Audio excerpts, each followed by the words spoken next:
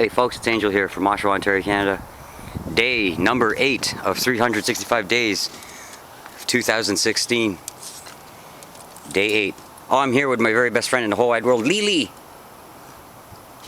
She wanted to wear green so she could match the playground today. Right, Lily? Lily. Lily, you're on video. She doesn't give a fuck if she's on video. Anyways, folks, I'm just gonna let you in on the strangest secret in the whole wide world. Maybe the whole wide universe. I think the whole wide universe. It was bestowed upon me many, many years by a great thinker called Earl Nightingale. And he says this: we become what we think about. Let me say that again. We become what we think about. Now, it's been bastardized and effed up and screwed up over the years because of the book, The Secret, that came out, what, 2000, early 2000s, mid 2000s or whatever.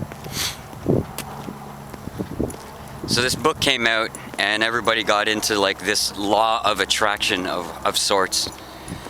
And it did well. You know, it brought the new age way of thinking, which is actually an old age way of thinking and like the original way of thinking, but it brought it to the masses, it brought it to the mainstream and things like that, spirituality, personal development, and law of attraction kind of mindsets. But I'm gonna tell you one secret here. You know, we become what we think about. And that is the actual secret of secrets. But the secret of the secret of the secret, if that makes sense, that they fail to tell you, or that they kind of shed light upon it, but they don't, shall we say, hammer the idea home as much as they should. Because what they always, in these books, and I don't know if it's a big ruse to get you to buy more books or what have you, or seminars or learning tapes or meditation thingies, or I don't know. But what it really comes down to, it is what you think about. Thoughts become things. Law of attraction. But to harness that power and to bring things into manifestation, you have to truthfully and honestly, sincerely and authentically believe it and feel it. Without the feeling, this is an emotional feeling universe. We could logic and mathematics our way through anything, but until you actually call upon the emotion and the feeling of that thing that you're thinking of, rarely will it manifest. And also, you know, in the new age, I'm not gonna lie, some folks are gosh darn lazy, okay? And if you don't take corrective action and inspired action towards those goals, you don't have to know how to manifest. You just have to simply walk towards. Sounds a little weird,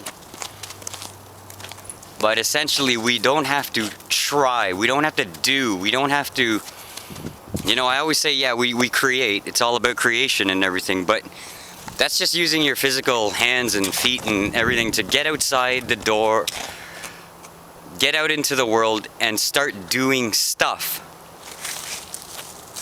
The key thing is, if you go with absolute feeling and love for the craft that you are doing, as you're doing stuff, and it could be as simple as standing in a grocery line, or commuting to work, or walking your dog, an inspired thought will hit and it will let you know what your next logical step will be. Now, for the lazy ones, they won't take action on that. But for the smart people, they simply take that next logical step, and let the inspirations guide you forward. You keep this up and you keep that momentum up, and then the manifestations will arise. Just remember, folks, this 3D reality we all live in here, well, sometimes live in, this 3D reality is simply a reflection of what you are feeling and what your emotions are on the inside. So that's, I don't know, they do brush upon this concept in The Secret and the personal development books and all that, but it really, like, I can't even, it's 1,000,000% proof, in my mind anyways, that unless you have the feeling and emotion behind those thoughts, nothing will manifest. And on top of it all, you must take steps towards. You don't need to know how to manifest. You just take this, the universe knows what it's doing, okay? Put it that way. All you gotta do is take steps towards. In a cheer and calmful what does he say? Earl Nightingale? In a calm and cheerful manner. That's about it, all right? So, meditate on that for today. Day 8 in the books. And I'll probably play a bit of music later on this evening, and I got some really cool art pieces that are in the works. I've done rough sketches and everything, so I'm going to be completing and painting and formulating more ideas that way. All right, so we'll talk later. Peace, namaste, hit the button.